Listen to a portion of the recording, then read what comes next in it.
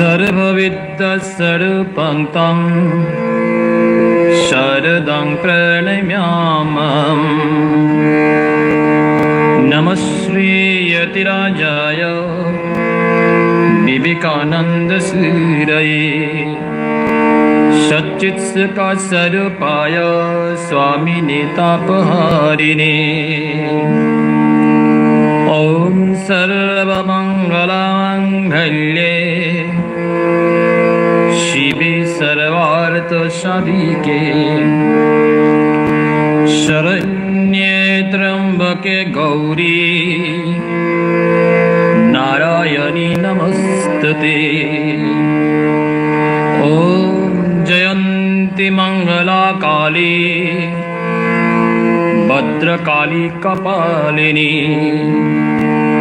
दुर्गा शिवा क्षमाधात्री स्वाहा सदा नमस्तुते। या देवी सर्वभूतेषु मातृरूपेण संस्थिता नमस्तस्यै नमस्तस्यै नमस्तस्यै नमो नमः। या देवी सर्वभूतेषु विद्यारूपेण संस्थिता नमस्तस्यै नमस्तस्यै नमस्तस्यै नमो नमः। या देवी सर्वभूतेषु शक्तिरूपेण संस्थिता नमस्तस्यै नमस्तस्यै नमस्तस्यै नमो नमः। এই শুভ সন্ধ্যায় আমরা শ্রী শ্রী মহামায়ার অনুধানে আমরা এখন যাব। আমরা এই সময়টিতে বাসন্তী দুর্গা দেবীর পূজা উদযাপন করছি। তাই মায়ের ওই পূজার বিশেষত্ব বা তাৎপর্য নিয়ে আমরা এখানে আজ অনুধান করব। শুরুতেই আমরা একটি মায়ের ভজনের মাধ্যমে শুরু করছি।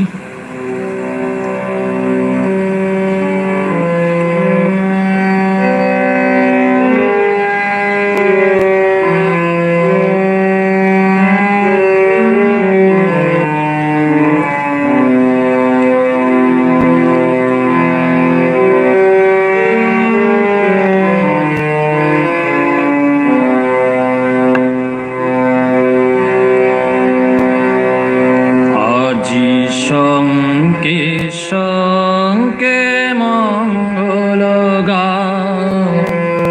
জননী এসেছে দ্বারে।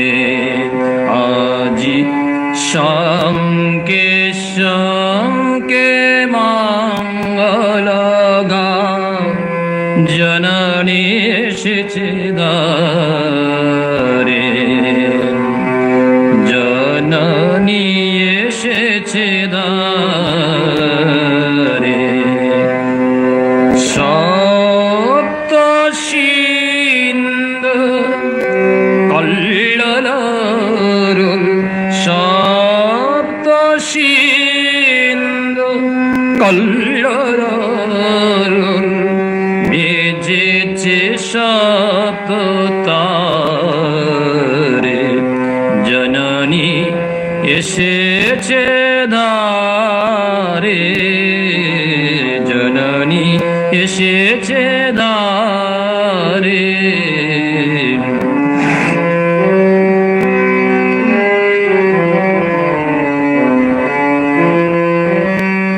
সুর সপ্তক তুলেছে তান সপ্ত ঋষির গানে।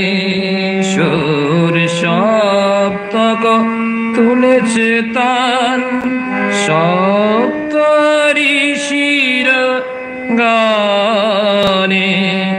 সব তো স্বর্গে দ্বন্দ্ব বিঘোষে, সব তো স্বর্গে দ্বন্দ্ব বিঘোষে, সপ্ত গ্রহের টানে জননী এসেছে ধারে, জননী এসেছে ধারে।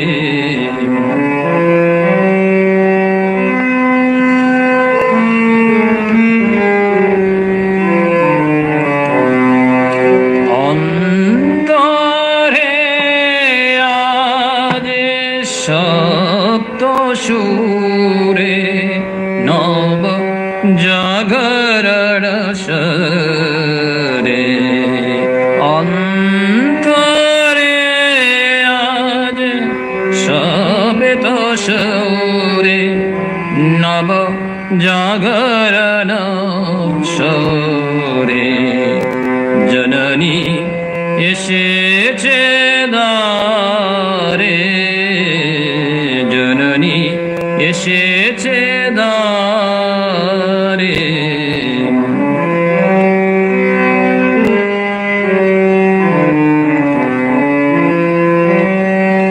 সাত রঙের বিরাঙ্গন হাতে বরণের বানহারে, সাত রঙের বিরাঙ্গন হাতে বরণের বানহারে, শোভিত কোটি সুসন্তান, শোভিত কোটি সুসন্তান বিজয় মাল্য আনে, সপ্ত তীর্থ একসাথে হয়, সপ্ত তীর্থ একসাথে হয়, হৃদি মন মন্দির দ্বারে তুলে নাও বুকে তারে, জননী এসেছে দ্বারে, জননী এসেছে দ্বারে।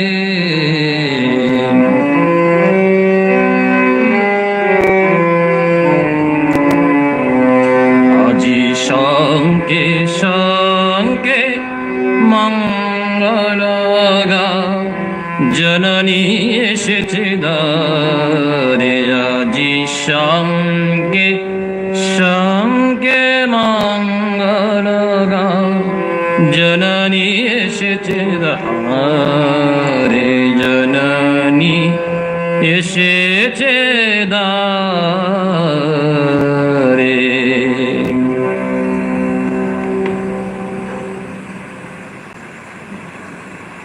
সপ্ততীর্থ একসাথে হয়ে হৃদি মন্দির দ্বারে তুলে নাও বুকে তারে। সেই চণ্ডীতে বর্ণিত এবং গল্পকথা আছে যে কার্তিকের স্বামী মানে কার্তিক এবং গণেশ বাসন্তী দুর্গাপূজা এবং শারদীয় দুর্গাপূজাতেও একই মূর্তি গঠিত হয় এবং দেবী দুর্গার যেরকম যেরকম হয় প্রতিমা তৈরি হয় লক্ষ্মী সরস্বতী এবং কার্তিক গণেশ। তাই কথিত আছে পুরাণে কথা ওই কার্তিকের স্বামী উনি হচ্ছেন দেবসেনা সেনাপতি, তার বিবাহের জন্যে পিতামাতাকে জানানো হয়েছিল। আমরা সেই পুরাণ অনুযায়ী সেইটাই জানি। কার্তিকের পিতা দেবাদিদেব, মাতা গৌরী। তো যখন শুনলেন কার্তিক বিবাহের জন্য সংবাদ পাঠিয়েছেন, তো বলছেন দুজনকেই বিয়ে দেওয়া হবে, কিন্তু তোমাদের একটা পরীক্ষা আছে। সেই পরীক্ষাটা কি? সমস্ত তীর্থ পরিক্রমা করে যে আগে আসবে তারই সেই সুব্যবস্থা হবে। কার্তিক স্বামী, তার বাহন আমরা জানি ময়ূর, সূর্যের প্রতীক। তাই তার বাহনকে নিয়ে পরিভ্রমণে বের হলেন, বিশ্বব্রহ্মাণ্ড পরিব্রাজনে। আর এই দিকে গণেশ, তিনি ভাবলেন আমার তো যেতে হবে। তো যেহেতু এখানে পিতামাতা রয়েছেন, তাদের যদি প্রদক্ষিণ করা হয়, সপ্ত প্রদক্ষিণ, তাহলে তো পিতামাতা হচ্ছেন সপ্ত তীর্থের ন্যায়, সপ্ত তীর্থ তুল্য। তাই গণেশ সেই কাজটি করলেন, পিতামাতাকে সপ্তবার প্রদক্ষিণ করলেন এবং পরীক্ষায় উনি উত্তীর্ণ হলেন। তো এইখানেই বলছে কি, সপ্ত তীর্থ একসাথে হয়ে হৃদি মন্দির দ্বারে তুলে নাও মুখে তারে। আমাদের হৃদয়ে মন্দির দ্বারেই সপ্ত তীর্থ রয়েছে।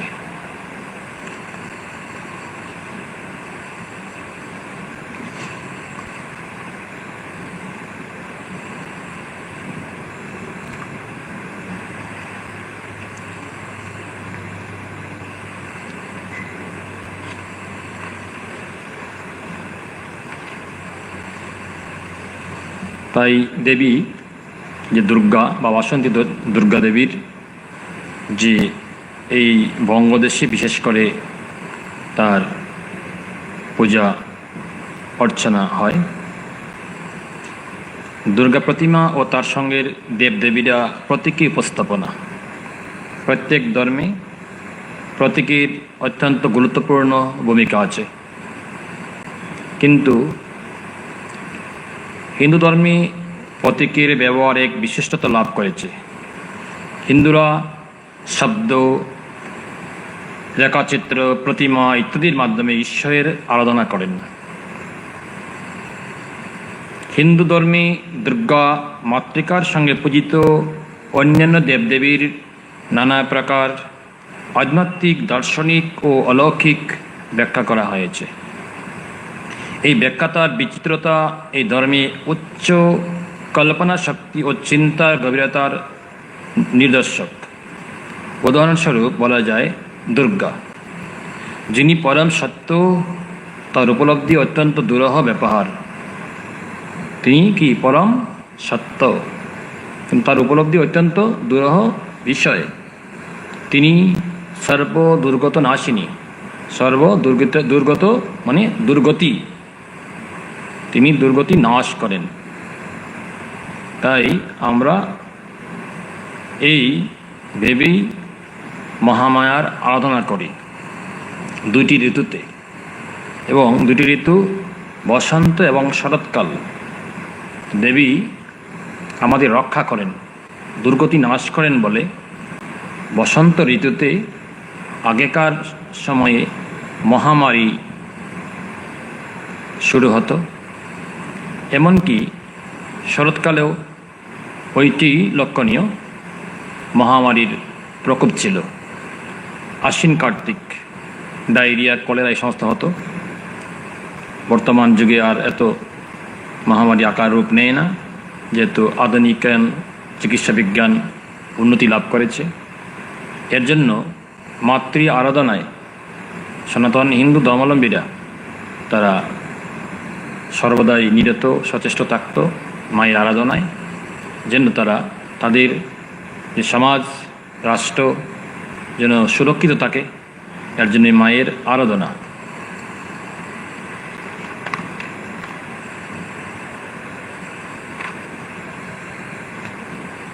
কাঠামো তৈরি হয় বঙ্গদেশে। মা দুর্গার যেমন কাঠামো সচরাচর আমরা দেখতে পাই, তাতে থাকে 7টি মূর্তি। কাঠামোর মধ্যস্থলে দেবী দুর্গা, তার দক্ষিণে একটু উপরে দেবী লক্ষ্মী, একটু নিচে গণেশ। বামে মানে বাম পার্শ্বে, অনুরূপভাবে উপরে সরস্বতী, নিচে কার্তিক, আর পদতলে একদিকে সিংহ, অপরদিকে অসুর। দেবীর ডান পা সিংহ পৃষ্ঠে এবং বা পায়ে শ্রী অঙ্গুলি অসুরের স্কন্ধে স্থাপিত। তাই দেবীর আহ্বান হয়। দেবীর আহ্বান মন্ত্রে আছে, ওম দেবেশী ভক্তি সুলভে পরিবার সমন্বিতে ইয়াবত্থং পূজয়িষ্যামি তবত্তং সুস্থিরা ভব। হে পরিবার সমন্বিতা ভক্তি সুরশ্রেষ্ঠ দুর্গা, যতক্ষণ আমি তোমার পূজা করব ততক্ষণ কৃপা করে স্থিরভাবে অবস্থান করে অচঞ্চল থাকো। তাই 9 দিন পূজা, নবরাত্রি, বৎসরে 4 বার নবরাত্রি হয়। 2টি নবরাত্রি প্রকাশিত আর 2টি নবরাত্রি গুপ্ত। প্রকাশিত এই বসন্তকালের নবরাত্র শুরু হয়েছে, আজ নিশ্চয়ই পঞ্চমী তিথি। আর শরৎকালে আশ্বিন মাসে যে শারদীয় দুর্গা উৎসব হয়, দুর্গা পূজা হয়, তখন আর একটি নবরাত্রি পালিত হয়। তো শরৎকালের মহাপূজাতে বাঙালির হৃদয়ের দেবী অধিষ্ঠান হন প্রধানত কন্যা রূপে। শরৎকালে তিনি কন্যা রূপে হন। কার্তিক, গণেশ প্রভৃতি দেবীর পরিবারভুক্ত। বাঙালি হিন্দুগণ মনে করেন ওই উৎসবটি, বিশেষ করে বসন্তও তাই, কিন্তু বসন্ত কন্যারূপে হলেও কিন্তু তিনি অসুর বিনাশী রূপেই আবির্ভূত হন। ওই বসন্ত ঋতুতেই অসুর তিনি নাশ করেছিলেন। এবং যে পূজার প্রচলন হয় মেধস এবং মানে মেধসমণির আশ্রমের সুরত ও সমাধি, মানে সমাধি বৈশ্য সমাধি, তারাই প্রথম বাংলাদেশে মানে এই বঙ্গেতে দুর্গাপূজার প্রথম প্রচলন করেন। তাই এইখানে যে পুরাণের উপাখ্যান আছে, আমরা সে উপাখ্যানটি পাই। তারা একজন রাজ্য হারিয়েছেন, আরেকজন তার সংসার থেকে বিচ্ছিন্ন হয়েছেন। মানে সমাধি বৈশ্য তিনি সংসার থেকে বিচ্ছিন্ন হয়েছেন। স্ত্রীপুত্র তাকে তার গৃহ থেকে বিতাড়িত করেছে এবং তার সম্পত্তি কেড়ে নিয়েছে। আর রাজা তিনি একজন দলিত সম্প্রদায়, মানে তখন বলা হতো জবনের কাছে তিনি পরাস্ত হয়ে রাজ্যটা তার হাতছাড়া হয়েছিল। তাই দেবীর এই যে মহাত্মা আছে, যেহেতু আমরা বসন্ত ঋতুতে সেই বাসন্তী দুর্গা দেবীর পূজায় আমরা আনন্দিতে আছি, পূজা ব্যস্ত আছি, মাকে নিয়ে আমরা এখন আরাধনায় আছি, তাই সেইটি আমরা এখন দেখছি। তাই হিন্দুদের বিশেষ করে শক্তি সাধকদের নিত্য আবৃত অসংখ্য শাস্ত্রগ্রন্থের মধ্যে দেবী মাহাত্ম্য হচ্ছে অন্যতম। চণ্ডীতে আছে দেবী মাহাত্ম্য, গীতা যেরূপ মহাভারতের একটি অংশ, তদ্রূপ দেবী মাহাত্ম্য সেইরূপ মহর্ষি বেদব্যাস রচিত মার্কণ্ড পুরাণের একটি অংশ। মার্কণ্ড পুরাণের 81 থেকে 93 এই 13টি অধ্যায় নিয়ে হচ্ছে দেবী মাহাত্ম্য, যা আমরা চণ্ডী পাঠ করি। এই চণ্ডী এই প্রসিদ্ধ গ্রন্থখানিতে দেবী মহামায়ার লীলা মাহাত্ম্য বর্ণিত ও কৃতিত হয়েছে।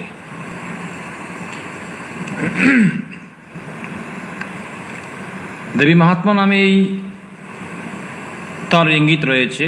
মার্কণ্ড পুরাণের দেবী মাহাত্ম্য অংশের মন্ত্র সংখ্যা 700। তাই গ্রন্থখানিকে সপ্তশতী বলা হয়। দেবীর আগমন থেকে তার অশ্বর নিধন পর্যন্ত আমরা চণ্ডীতে বর্ণিত পাই। চণ্ডী অধ্যয়নের মাধ্যমেই আমরা জানতে পারি। তাই এই গ্রন্থখানিতে 700 শ্লোক বর্ণিত রয়েছে। তবে চণ্ডী গ্রন্থের সর্বাধিক প্রসিদ্ধ এবং সুপ্রচলিত নাম। চণ্ডী শক্তি সাধকদের অত্যন্ত প্রিয় একখানি শাস্ত্রগ্রন্থ। তবে যদিও যে দেবীর পূজা আহ্বান করা হয়, কিন্তু বৈষ্ণবী রূপে, বৈষ্ণবী দেবীর অনন্ত বীর্যা, বৈষ্ণবী রূপে দেবীর পূজা হয়, শক্তিতে নয়। তাই দেখবেন বারোয়ারি পূজা ব্রাহ্মণ সম্প্রদায়, মানে যারা পূজারী, তাদের পৈতা উপনয়ন আছে, তারা পূজক হিসাবে উপনীত হন। আর বিভিন্ন মঠ মন্দির, বিশেষ করে এই রামকৃষ্ণ সঙ্গে তার ভাবধারায় ব্রহ্মচারী সেই পূজার অধিকারী হন। আপনারা দেখতে পান বিভিন্ন মঠ মন্দিরে তন্ত্রধারক একজন সন্ন্যাসী, দুজন সন্ন্যাসী থাকছেন, পূজক ব্রহ্মচারী। এর জন্যই যেহেতু দেবী বৈষ্ণবী দেবী, তাই যেহেতু শক্তির পূজা হয় না, তাই আরও আছে, অন্যদিকটা আছে সন্ন্যাসের পরে তার আর ওই শক্তি, ওই মানে ওই দুর্গা পূজা, বাসন্তী দুর্গা পূজা, সরস্বতী পূজার কি থাকে না, অধিকার থাকে না। তাই ব্রহ্মচারী তা সেই পূজায় পূজক হন।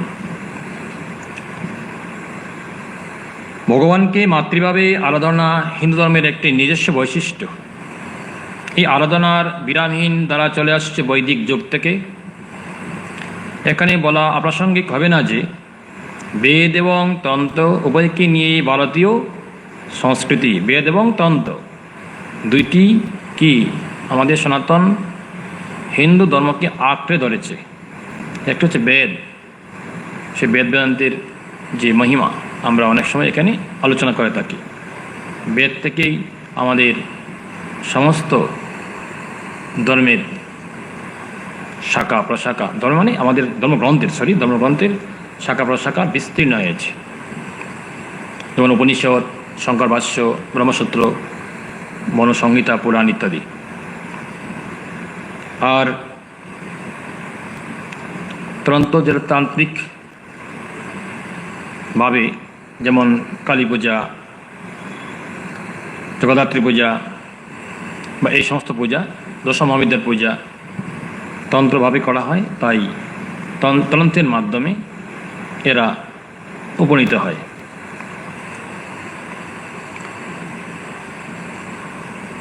এখানে তাই বলেছেন যে বেদ এবং তন্ত্র উভয়কে নিয়েই ভারতীয় সংস্কৃতি পরব্রহ্মের বৈদিক আরাধনার সঙ্গে পরাশক্তির তান্ত্রিক আরাধনার ধারাও সমস্ত সমান্তরালভাবে বয়ে আসছে পূর্ণভূমি এই ভারতবর্ষে। শক্তি সাধনার অপ্রতিহত এই ধারা বৈদিক যুগ থেকে প্রভাবিত হয়ে বিবর্তিত আকারে ক্রমে পৌরাণিক এবং তৎপরবর্তী যুগে আরও বিস্তার লাভ করে এবং ব্যাপকভাবে সাধনার অবলম্বন রূপে অগণিত মানুষকে পরাশক্তি মহামায়ার আরাধনায় উদ্বুদ্ধ করে এবং আজও করে আসছে। ভগবানকে মাতৃভাবে আরাধনা করে বহু সাধক যে এই সাধনায় সিদ্ধি লাভ করেছেন, ইতিহাসে তার বিরল দৃষ্টান্ত।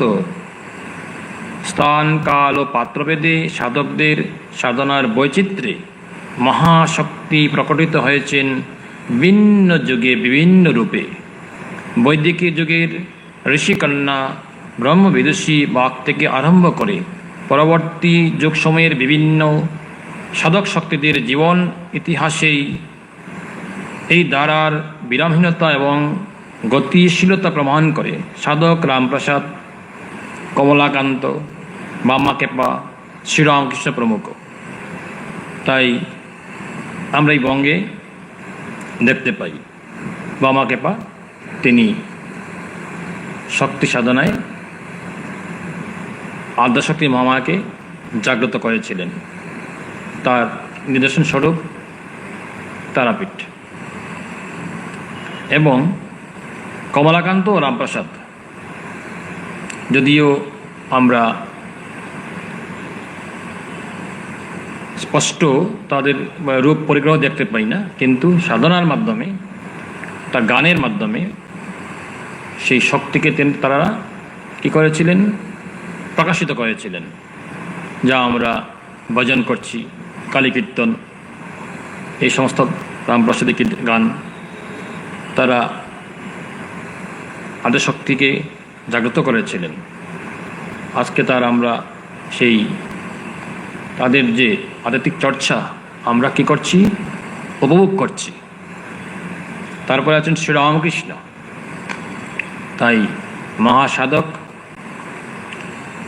সে দক্ষিণেশ্বর কালীবাটি পুণ্যভূমি, তার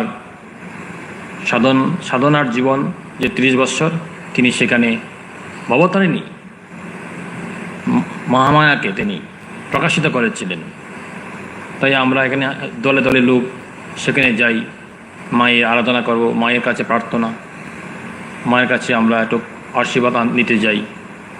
কিন্তু এই ফলস্বরূপ কি, এই অবতার পুরুষের এবং মাতৃশক্তি কীভাবে জাগরিত করেছিলেন আমরা সবাই জানি।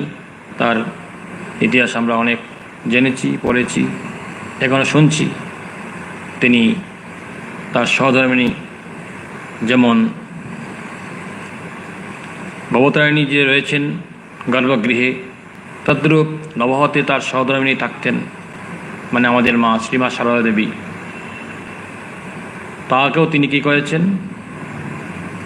মাতৃত্বের আসনে অধিষ্ঠিত করে মাতৃজ্ঞানে, মানে আদ্যশক্তি রূপে তার পূজা করেছেন।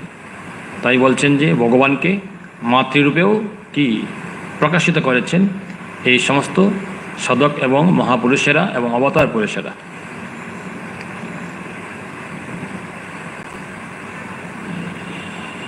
মাতৃসাধকদের জীবনে মাতৃশক্তির সঙ্গে সাধকদের একান্নতা এবং শক্তিরূপিণী মহামায়ার চৈতন্যময় ও আনন্দময় সত্তায় সাধকদের আত্মলয়ের বিস্ময়কর সাধন ইতিহাস আজও শক্তি সাধককে সমানভাবে আকর্ষণ করে, অনুপ্রাণিত করে সাধন পথে এগিয়ে যাওয়ার জন্য।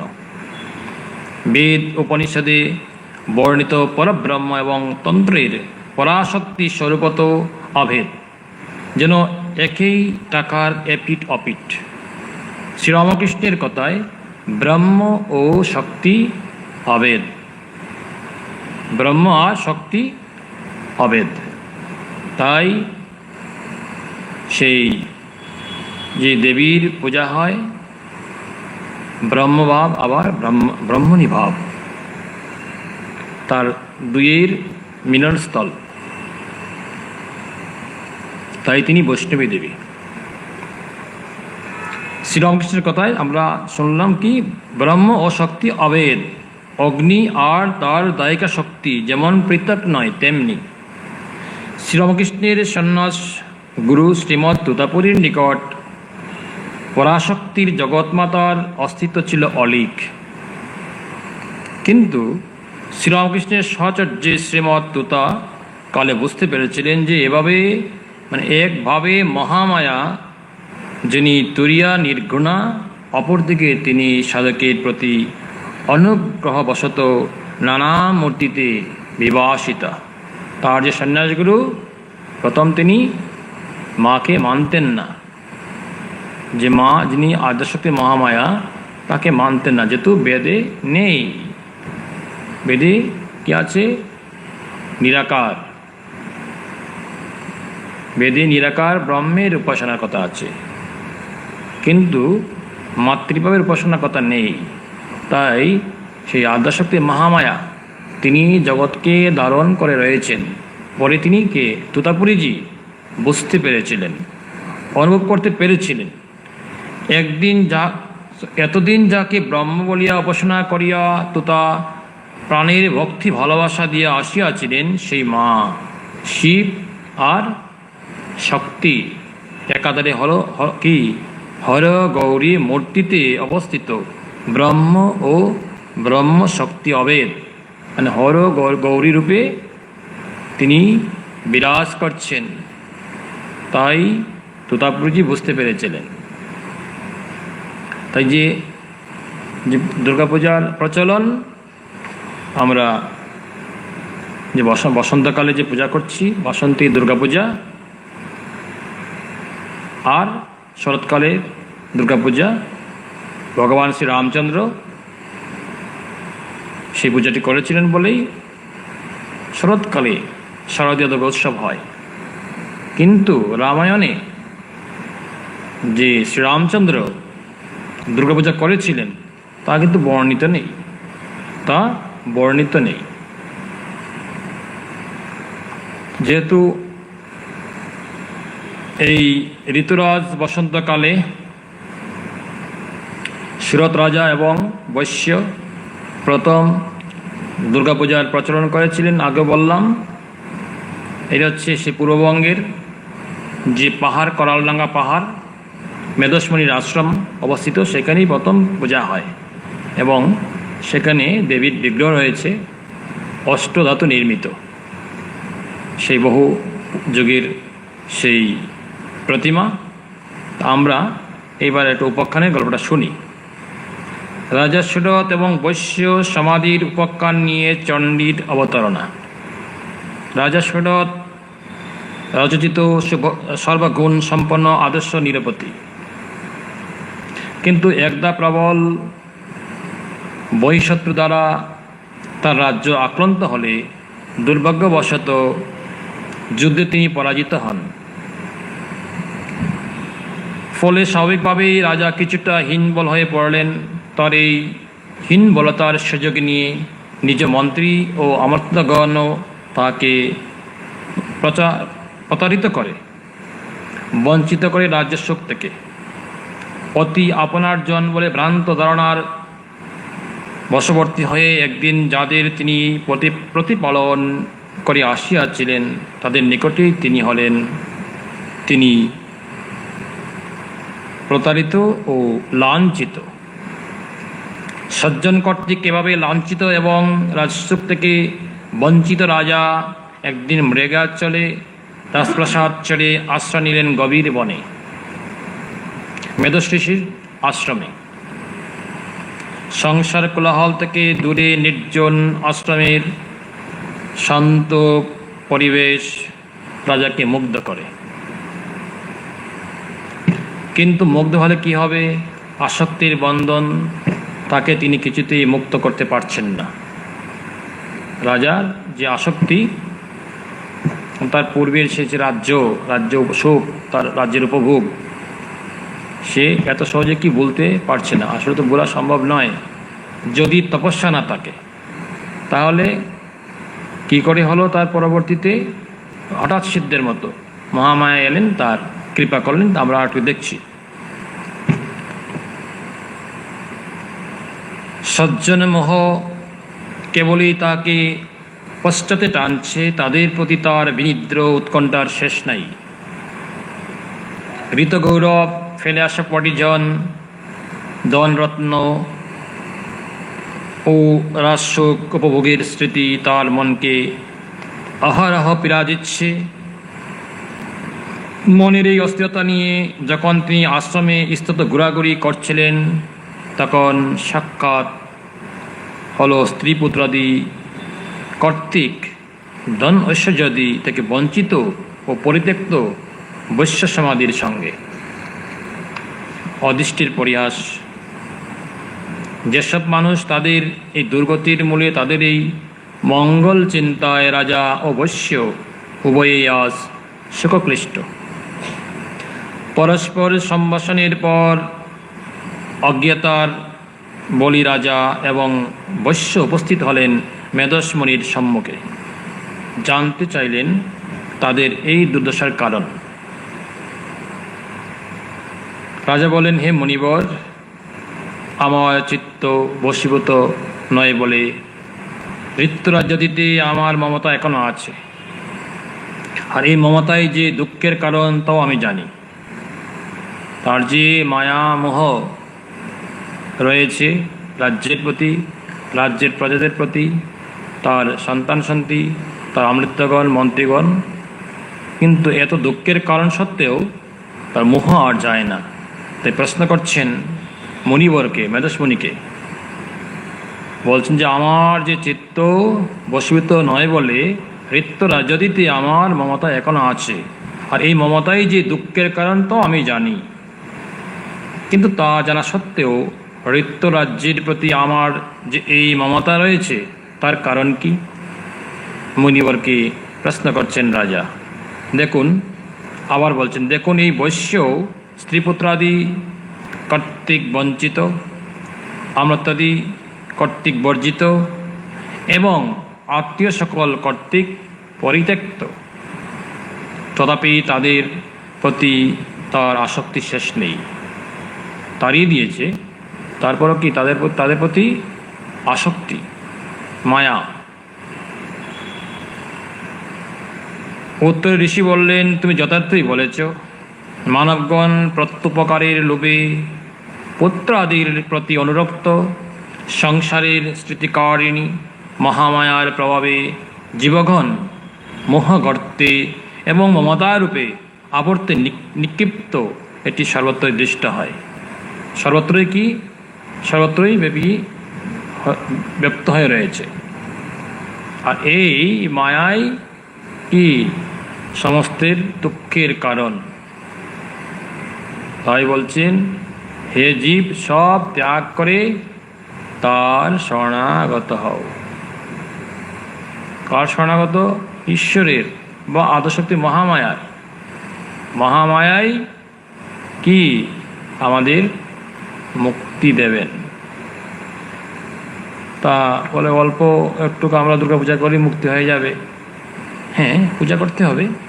পূজার পাশাপাশি আমরা যেমন ঠাকুরের মুখ নিঃসৃত বাণী, মানে শ্রীরামকৃষ্ণদেবের মুখ নিঃসৃত বাণী, কাশীধাম মুক্তিক্ষেত্র। সে মুক্তিক্ষেত্রতে যাদের একটু বয়স হয়ে যায় তারা ওই তীর্থধামে বসবাস করে। বসবাস করার কারণ কি? মুক্তি লাভ করবে। এখন মুক্তি যে লাভ হবে, এত সহজে তো মুক্তি লাভ হয় না। তীর্থক্ষেত্রে অবস্থান এবং ঈশ্বরের চিন্তায় দিনাতিপাত করা।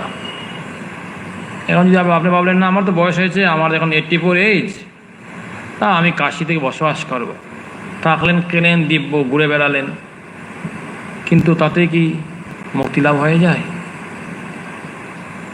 নিজেরও কিছু করতে হয়, তাহলে মহামায়াও তিনি কি খুশি হয়ে আপনার প্রতি কি করবেন? তার মায়া, তার প্রেম বিলিয়ে দেবেন। কিভাবে? তপস্যা করুন, সাধন ভোজন করুন, সৎ গ্রন্থ দিয়ে অধ্যয়ন করুন, বেদ উপনিষদ, না পারলে গীতা, শ্রীরামকৃষ্ণ কথামৃত, চৈতন্য চৈতামৃত পাঠ করুন। মৃত্যুকালে দেখবেন ঈশ্বরীয় কথা মনে থাকবে। তবে এইটুকু করতে হয়। তারপর যখন কাশীতে শরীর যায়, যেটি শ্রীরামকৃষ্ণ বললেন, মথুর বাবুর সাথে গেলেন যখন কাশীতে, দেখলেন গঙ্গা বক্ষে থেকে তিনি তার দিব্য ভাবে তিনি দেখলেন, তিনি সমাধিস্থ ছিলেন, দেখলেন মণিকর্ণিকার ঘাটে আপনারা যারা দর্শন করেছেন কাশী বিশ্বনাথ এবং মণিকর্ণিকার ঘাট, প্রতিনিয়তই সেখানে অন্ত্যেষ্টিক্রিয়া হচ্ছে। কি হচ্ছে? নরমেধ যজ্ঞ সেখানে হচ্ছে। তাই ঠাকুর তার বাপ চোখে দেখলেন সেই দেবী পার্বতী তিনি বসে আছেন, তার যে সন্তান অন্তিম যাত্রার সময় তিনি বসে আছেন কোলে নিয়ে, আর দেবাদিদেব দুহাত দিয়ে মুক্তি দিচ্ছেন তারক ব্রহ্ম নাম শুনিয়ে। এই হচ্ছে সেই মা, মানে মহামায়া। মা আমাদের জন্য বসে আছেন, তার করুণা সবার উপরেই বর্ষিত হয়, কিন্তু একটু একটু করে দিতে হয়। তাই তাই তাই তা ঠাকুর বললেন, দেখলুম দেবাদিদেব দু হাত দিয়ে মুক্তি দিচ্ছেন তারক ব্রহ্ম নাম শুনিয়ে। তাই সংসারের মায়া মোহ আস্তে আস্তে ত্যাগ করতে হয়। আর যেহেতু সংসারে যারা আছেন তাদের তো থাকবেই, স্ত্রী পুত্র মা বাবা ভাই বোন পরিবার পরিজন তারা রয়েছে, তাদের প্রতি মায়া থাকবে, ভালোবাসা থাকবে, আন্তরিকতা থাকবে, শেষে দয়াও থাকবে। দয়ায় সংসারের উপকার হয়, আবার আরো 5 জনের উপকার হয়। তাই বলছেন যে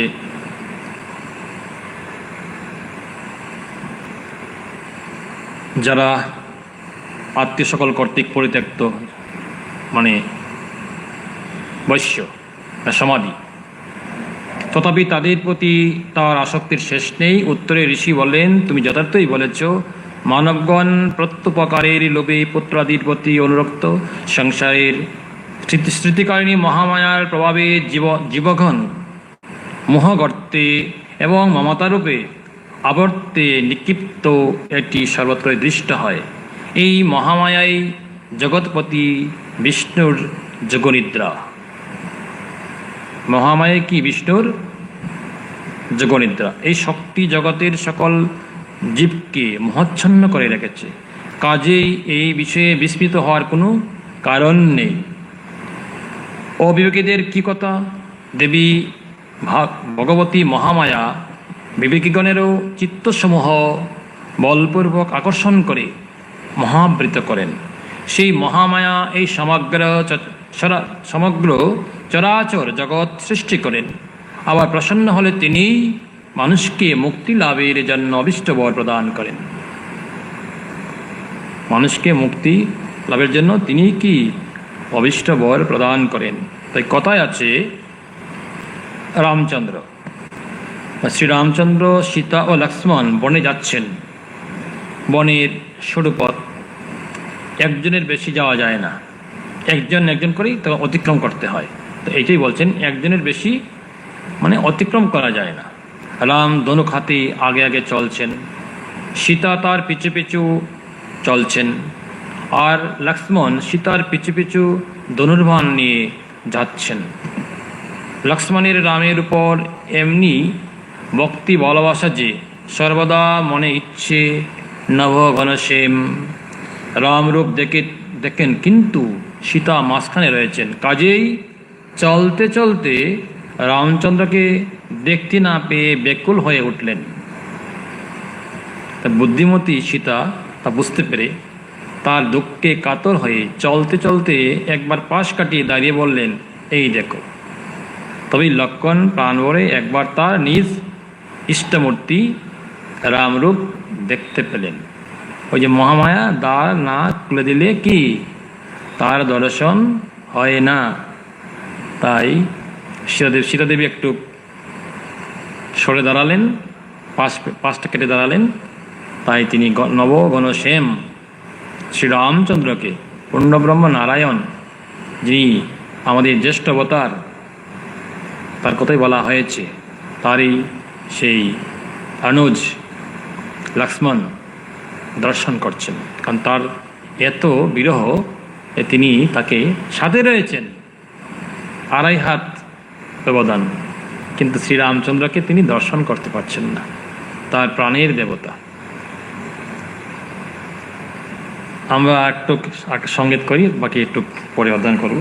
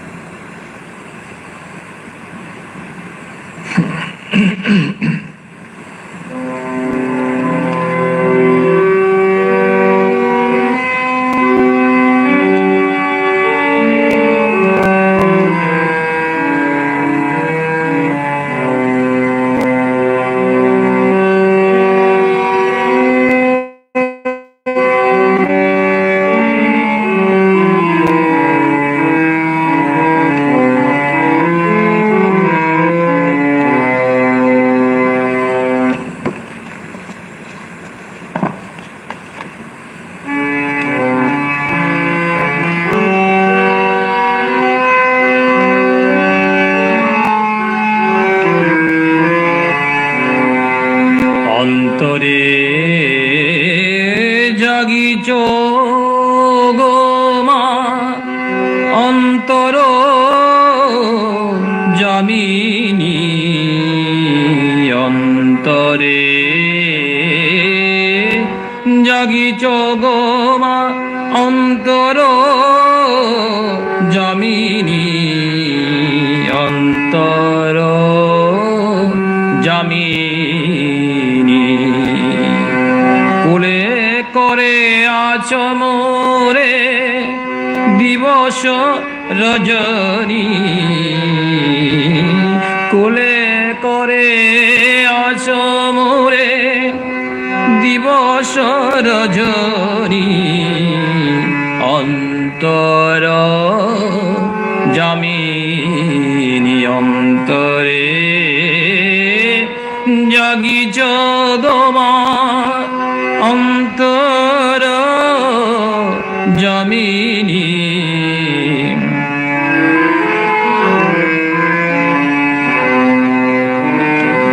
অধম সুতের প্রতি কেন এত স্নেহ প্রীতি অধম সুতের প্রতি কেন এত স্নেহ প্রীতি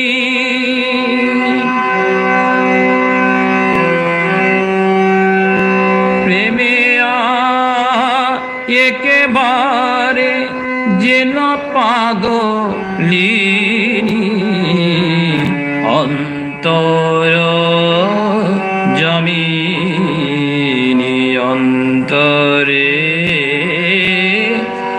জাগিছ গো মা অন্তর জামিনী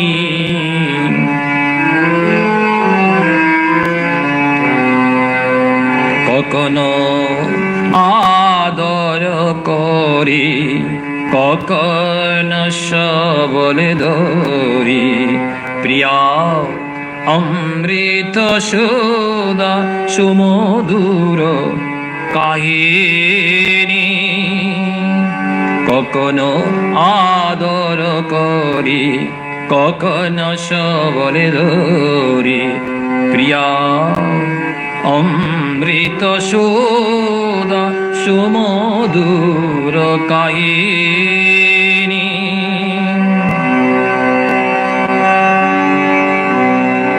নিরবধি অবিচারে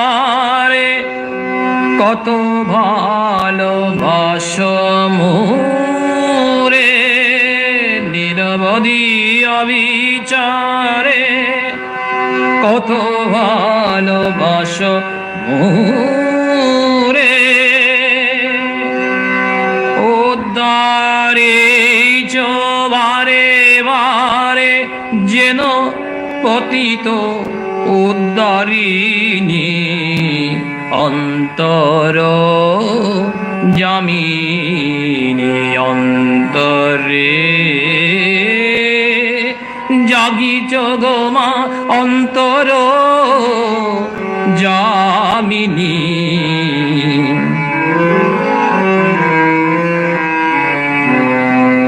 বুঝেছি এ ভরসার মায়া মার আমি মার বুঝেছি এ ভরসার মায়া মার আমি মার চলিব সুপথে সদা শুনিত বাণী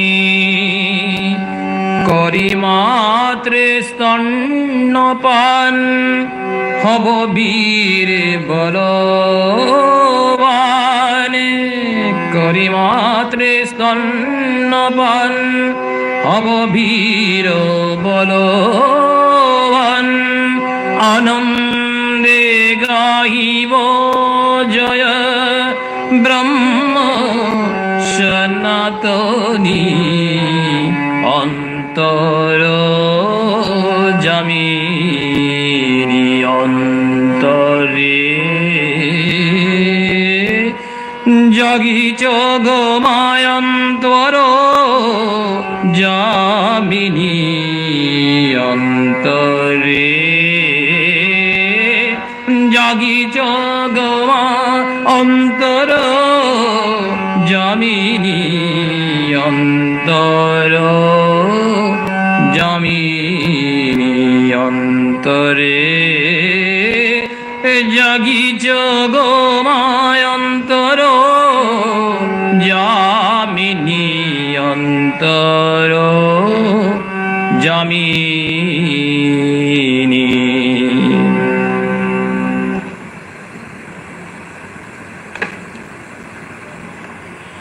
যাই হোক, রাজা সুরতের তখন জিজ্ঞাসা, ভগবান আপনি যে দেবী মহামায়ার কথা বলেছেন সে দেবী কে? সেই দেবী কে? তার স্বরূপেই বা কি? তার উৎপত্তির ইতিহাস এবং ক্রিয়াকলাপ অর্থাৎ অনুগ্রহ বা লীলাই বা কেমন? প্রশ্ন করছেন সেই রাজা ঋষির কাছে। উত্তরে ঋষি মেধস এই মহাশক্তি মহামায়ার নানা মন্বন্তরের নানা রূপে অবতরণের বিস্ময়কর কাহিনী একের পর এক বর্ণনা করতে লাগলেন। তাই অনন্ত শয্যায় যোগনিদ্রায় মগ্ন ভগবান শ্রী বিষ্ণু, তার কর্ণমল থেকে হঠাৎ উৎপন্ন হল বিষণাকৃত দুই দানব মধু এবং কৈটব। উদ্ভূত হয়েই তারা বিষ্ণুর নাভিকমলে সমাসীন প্রজাপতি ব্রহ্মার জীবনাস্যে উদ্যুক্ত হলেন, মানে জীবন নাশের জন্য উদ্যুক্ত হলো। যোগনিদ্রার আবরণ সরিয়ে নিয়ে বিষ্ণুকে জাগরিত করবার উদ্দেশ্যে ব্রহ্মার কণ্ঠে তখন ধ্বনিত হল যোগনিদ্রারূপিণী মহাকালিকার শ্রুতি। স্তবে তৃষ্টা মহাকালিকা শরণাগত ব্রহ্মাকে রক্ষা করবার জন্য অপসারিত করলেন নিদ্রার আবরণ। আর জাগরিত হলেন ভগবান বিষ্ণু। কিন্তু সুদীর্ঘকাল যুদ্ধ করেও পরাস্ত করতে পারলেন না দুর্দর্শ দানবদ্বয় মধু কৈটবকে। দেবী মহামায়ার মায়ায় মোহিত হয়ে বলগর্বিত দানবদ্বয় তখন বিষ্ণুকে বর দিতে চাইল। বিষ্ণু বললেন, তোমরা যদি আমার যুদ্ধে সন্তুষ্ট হয়ে থাকো তবে তোমরা দুজন এখানেই আমার বদ্ধ হও, এটাই আমার একান্ত অভিপ্রায়। অন্য বরে এখানে কোনো প্রয়োজন কি? দীপ্ত দুই দানবের জটিত জবাব, তাই হোক, কারণ আপনার যুদ্ধ কৌশলে আমরা প্রীতি হয়েছি। তবে আমাদের বধ করতে হবে একটি শর্তে। শর্তটা কি? জলহীন কোন স্থানে, মানে জল যেখানে নেই সেই স্থানে আমাদের মৃত্যু ঘটাতে হবে। অভাং জহি নয়ত্রভি সলিলে পরিপ্লতা। ভগবান বিষ্ণু তখন নিজের উরুর উপর রেখে দানবদ্বয়ের মস্তক ছেদন করলেন। মহামায়ার প্রসাদে সৃষ্টিকর্তা ব্রহ্মা দস্য দানবদ্বয়ের দ্বারা নিশ্চিন্ত মৃত্যুর হাত থেকে পরিত্রাণ পেলেন। কালান্তরে মদমত্ত দ্বৈতপতি মহিষাসুরের অত্যাচারে দেবলোক আবার বিপর্যস্ত। পরাজিত লাঞ্ছিত দেবতারা স্বর্গ থেকে বিতাড়িত হয়ে মর্তে বিচরণ করতে লাগলেন। ব্রহ্মার পরে দানবরাজ মহিষাসুর কি হলেন? মহিষাসুর অমর হলেন। কাজেই দেবতারা নিরুপায় অনন্যপায় দেবতারা ব্রহ্মাকে সঙ্গে করে উপস্থিত হলেন গরুর বাহন বিষ্ণুর সম্মুখে। বর্ণনা করলেন দৈতরাজ মহিষাসুরের অত্যাচারের, তাদের দুঃখ দুর্দশার করুণ কাহিনী। আরেকটি দৈত্য এই অসুর। তাই শুনতে শুনতে ক্রোধদীপ্ত বিষ্ণুর মুখমণ্ডল থেকে নির্গত হল সুমহৎ তেজরাশি। মেধস ঋষি মেধসমণি বৈশ্য আর সুরতকে তাদের গল্প শোনাচ্ছেন, চণ্ডীতে বর্ণিত সেই উপাখ্যান। তাই আমরা প্রথমটি শুনলাম, দ্বিতীয়টি এবার আমরা শুনছি। তাই গরুর বাহন বিষ্ণুর সম্মুখে বর্ণনা করলেন দৈত্যরাজ মহিষাসুরের অত্যাচারের, তাদের দুঃখ দুর্দশার করুণ কাহিনী। শুনতে শুনতে ক্রোধদীপ্ত বিষ্ণুর মুখমণ্ডল থেকে নির্গত হল সুমহৎ তেজরাশি। তার সঙ্গে মিলিত হল লাঞ্ছনা ক্রুদ্ধ দেবগণের পবিত্র দেহ থেকে নির্গত সমুজ্জ্বল তেজস্পুঞ্জ। দিগে দিগন্ত পরিব্যাপ্তই প্রজ্বলিত অনল দৃশ্য সেই জ্যোতি থেকে সহসা আবির্ভূত হলেন দিব্য লাবণ্যবতী অপরূপা এক জ্যোতির্ময়ী দেবী মূর্তি। শম্ভুর তেজে দেবী মূর্তি মুখ মুখ, যমের তেজে কেশপাশ, বিষ্ণুর তেজে বাহুসমূহ, চন্দ্রের তেজে স্তন্যযুগল, ইন্দ্রের তেজে শরীরের মধ্যভাগ, বরুণের তেজে জঙ্গা ও উরুদ্বয়, পৃথিবীর তেজে নিতম্ব উদ্ভূত হইল, আর ব্রহ্মার তেজে পদযুগল, সূর্যের তেজে পদাঙ্গুলি, অষ্টবসুর তেজে করাঙ্গুলি এবং কুবেরের তেজে নাসিকা, দক্ষাদি প্রজাপতিগণের দন্ত সকল, ভণ্ডের তেজে চক্ষু, আর সন্ধ্যা দেবীদ্বয়ের তেজে দুর্যুগল, বায়ুর তেজে কর্ণদ্বয় এবং বিশ্বকর্মাদি অন্যান্য দেবগণের তেজস্পুঞ্জ হইতে দুর্গা দেবীর অঙ্গ প্রত্যঙ্গ সকল উৎপন্ন হল। তারপর দেবতারা নিজ নিজ অস্ত্র থেকে বিভিন্ন অস্ত্রাদি উৎপন্ন করে দেবীকে উপহার দিয়ে তাকে রণসাজে সজ্জিত করলেন। আমাদের আর সময় নেই। এই হলো দেবীর আবির্ভাব। সমস্ত দেবের প্রার্থনায় দেবীর আবির্ভাব, তিনি আবির্ভূত হলেন। এবং আমরা এতক্ষণ শুনলাম কোন দেবের শক্তিতে তার সমস্ত অঙ্গ প্রত্যঙ্গ কি হলো, সৃষ্টি হলো, এবং সেই তেজ এবং রণসজ্জিত, এবং প্রত্যেক দেবতাই দেবীকে একটি করে অস্ত্র প্রদান করলেন অসুরকে বিনাশ করার জন্য। যাই হোক, আমরা এই অস্ত্রগুলি দেখে থাকি দেবীর হস্তে। তো এই সমস্ত ছবি রয়েছেন, চক্রটক্র ছবি আছে বিষ্ণুর অস্ত্র থেকে শুরু করে একদম বিশ্বকর্মার অস্ত্র পর্যন্ত রয়েছে। আমরা সেই বর্ণনাতে গেলাম না, আমরা একটু অধ্যয়ন করেই শেষ করছি। দেবগণ কর্তৃক অলঙ্কার পেয়েছেন এবং অস্ত্রশস্ত্রাদিতে বিভূষিতা মহাদেবী অট্টহাস্য সহঙ্কারে ভীষণ হুঙ্কারে 10 দিক কম্পিত করে দানবদের সঙ্গে যুদ্ধ আরম্ভ করলেন। এই ভীষণ যুদ্ধে অসংখ্য দানব এবং তাদের অনেক সেনাপতি দেবী কর্তৃক নিহত হল। তারপর দেবী প্রচণ্ড বিক্রমে যুদ্ধ করে শ্রণিত খড়গিরে দ্বারা মহিষাসুরের শিরদেহ থেকে বিচ্ছিন্ন করলেন। পরাক্রান্ত আক্রমণকারী বিরুদ্ধে নির্যাতিতের সংঘবদ্ধ অভিযানের জয় ঘোষিত হল। এই হলো তার মহিমা। যে দুর্গাপূজায় আমরা যে এই যে দেবীর তার যে পরিবার সমেত এবং অসুর রয়েছে, এই তার তাৎপর্য। এবং এখানে একটি উপসংহারে বলা হচ্ছে যে বেদস্মুনি বললেন, হে রাজন, তিনি মানে বিষ্ণু মায়াই তোমাকে এই বৈশ্যকে বর্ণন্য, বিষ্ণুর মায়ায় বলছেন, বিষ্ণু মায়াই তোমাকে এই বৈশ্যকে এবং অন্যান্য বিবেক অভিমানী পণ্ডিতগণকে মহাচ্ছন্ন করে রেখেছেন। আমরা যে এতক্ষণ পড়লাম তার সারাংশ এই যে বৈশ্য এবং শিরদকে কি বললেন মেধস ঋষি, তাই বললেন এগুলো হচ্ছে বিষ্ণুরই মায়া। তাই তিনি আমাদেরকে বশ করে রেখেছেন। তাই বলছেন বিবেকী অভিমানী পণ্ডিতগণও মহাচ্ছন্ন করে রেখেছেন। ও হে মহারাজ, সেই পরমেশ্বরী শরণাগত হও। মেজসমণি বলছেন কাকে? রাজাকে। বলছেন, হে মহারাজ, সেই পরমেশ্বরী শরণাগত হও, ভক্তিপূর্বক তার আরাধনা করো। ভক্তিপূর্বক কি? তার আরাধনা। তিনি ইহলোকে অদ্বৈত এবং পরলোকে স্বর্গ সুখ ও মুক্তি প্রদান করবেন। কি করবেন? আমাদেরকে ইহলোকের অদ্বৈত এবং পরলোকে সুখ স্বর্গ এবং মুক্তি প্রদান।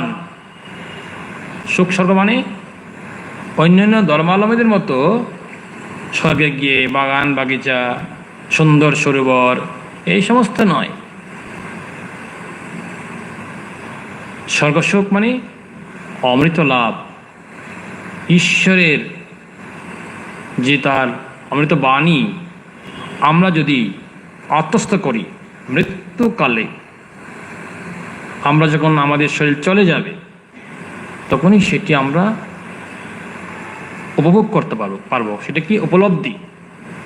তাই এখানে সেই মুনিবর এই উপদেশই দিয়েছেন। তাই তার শরণাগত হওয়ার প্রয়োজন এবং আরাধনা করতে হলে শ্রীরামকৃষ্ণের যে সেই বিখ্যাত উক্তি, তাই একজন মারোয়ারি ভক্ত জিজ্ঞেস করছেন, মহাশয় বলে, মহারাজ, প্রতিমায় দেবীর আবির্ভূত করতে হলে আমাদের কি কি করণীয়, মানে কি প্রয়োজন? তাই বলছেন যে আমরা যে দুর্গা পূজা বা বাসন্তী দুর্গা পূজা যে আয়োজন করি, সেই আয়োজনে প্রথমে আমরা প্রতিমা নিয়ে আসি। প্রতিমা কি? প্রতিমা সুন্দর হওয়া চাই। প্রতিমা সুন্দর হওয়া চাই।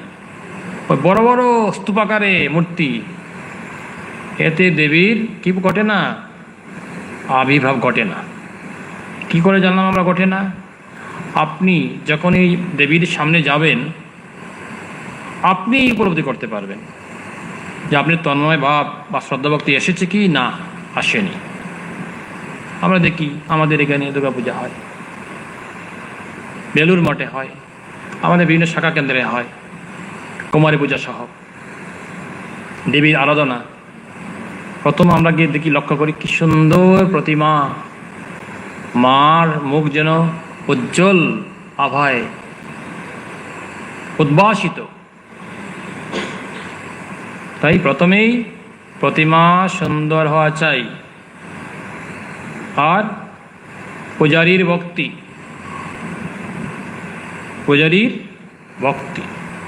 ভক্তি সহকারে পূজা। কোন রকম পূজা করলো, কোন রকম হুম হয়ে গেল, 1 ঘন্টার ভিতরে সব শেষ। আপনি যদি দেবীর পূজা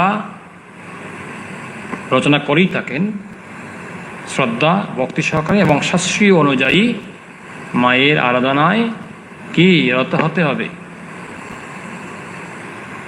আর গৃহস্বামীর ভক্তি, যিনি পূজার আয়োজন করবেন তার শ্রদ্ধা ভক্তি থাকতে হবে, তার আন্তরিকতা থাকতে হবে। কারণ সে যদি মনে করে আমার বাড়িতে সুবৃহৎ দুর্গা পূজা হয়, চাক বলি হয়, মহিষ বলি হয়, আমাদের এখানে কত বড় বড় গেস্ট আসেন, আমার এখানে, তাহলে তো আর হলো না। তাই তো শ্রীরামকৃষ্ণদেব যানবাজারে যেতেন, বেশ কয়েকবার মনে হয় গিয়েছিলেন, ঠাকুর মথুরবাবু নিয়ে গিয়েছিলেন।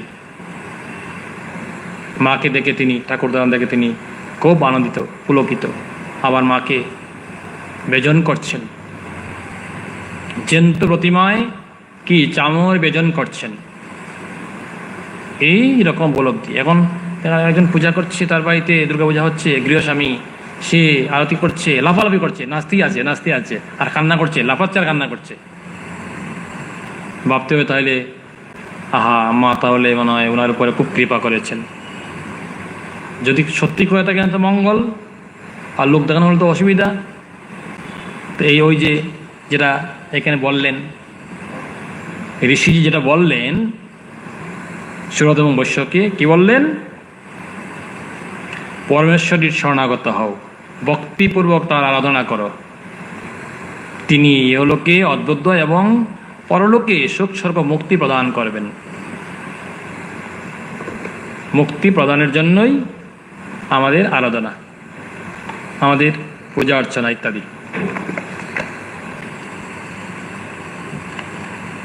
একটু ভজন করছি।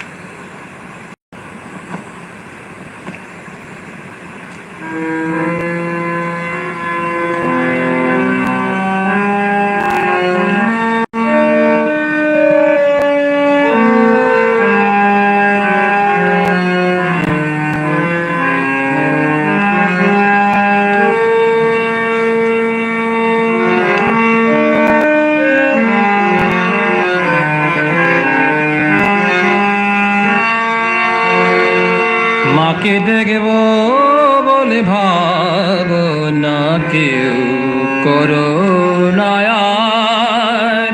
মাকে দেখব বলে ভাবনা কেউ করুণায়ারে, সে যে তোমার আমার মা শুধু নয়, তোমার আমার মা শুধু নয়, জগতের মা সবাকার। মাকে দেখব বলে ভাবনা কেউ করুণায়ারে।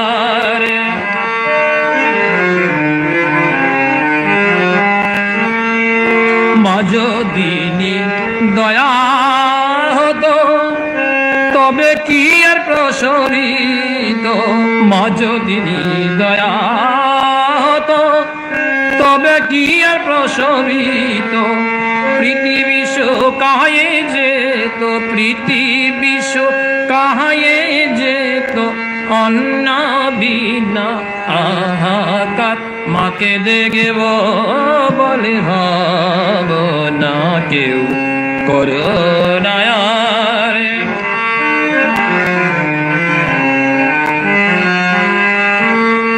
অস্পৃশ্য চণ্ডাল হতে ব্রাহ্মণাদি সকল যেতে, অস্পৃশ্য চণ্ডাল হতে ব্রাহ্মণাদি সকল যেতে, মা বলে ডাকিলে কবু, মা বলে ডাকিলে কবু, অহেনা নিষ্ফলতারে। মাকে দেখব বলে ভাবনা কেউ করুণায়ারে।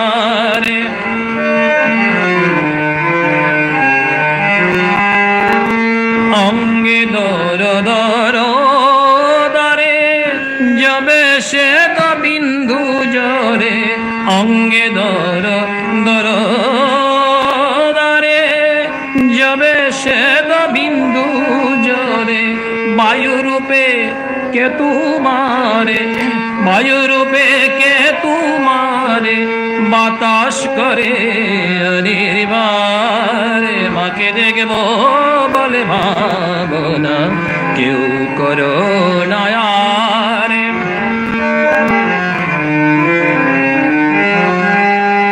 ছেলের মুখে মা বাণী শুনবেন বলে ভবরানী, ছেলের মুখে মা বাণী শুনবেন বলে ভবরানী, আড়াল থেকে শুনেন পাচ্ছে, আড়াল থেকে শুনেন পাচ্ছে, দেখিলে না ডাকে আরে। মাকে দেখব বলে ভাবনা কেউ করুণায়ারে, মাকে দেখব বলে ভাবনা কেউ করুণায়ারে। সে যে তোমার আমার মা শুধু নয়, তোমার আমার মা শুধু নয়, জগতের মা সবাকারে।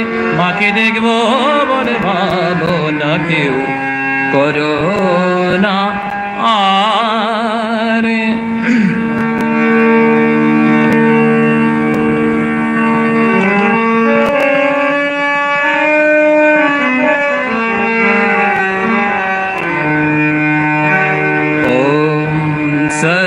সর্বমঙ্গল মঙ্গলে শিবে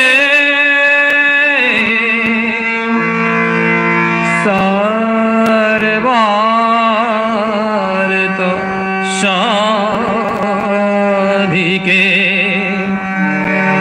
শরণ্যে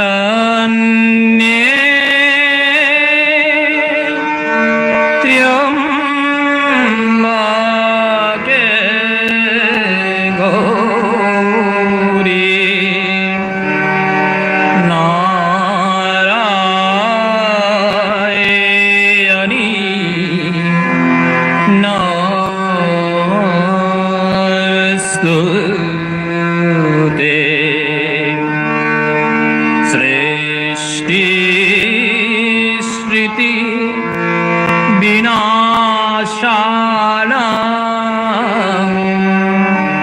शक्ति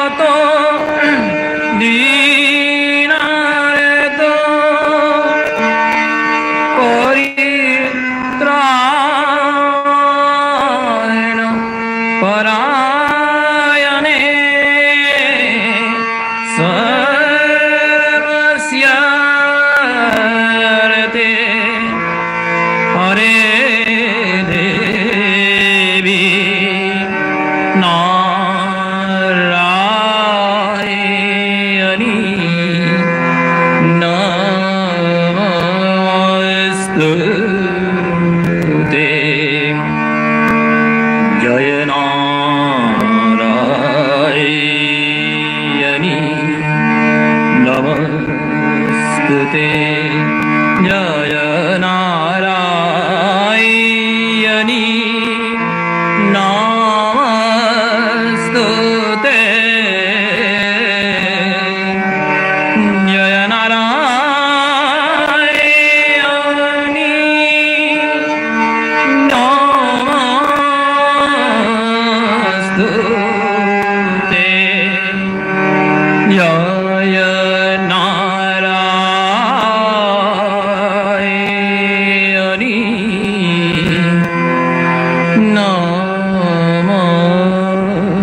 नमस्तुते जय जय महामाई की जय जय भगवान श्री रामकृष्ण देव की जय जय स्वामी जी महाराज जी की जय जय स्वामी अभिदानंद महाराज जी की जय जय गंगा माई की जय जय श्री श्री बसंती दुर्गा माई की जय जय देवादेव महेश्वर महादेव की जय।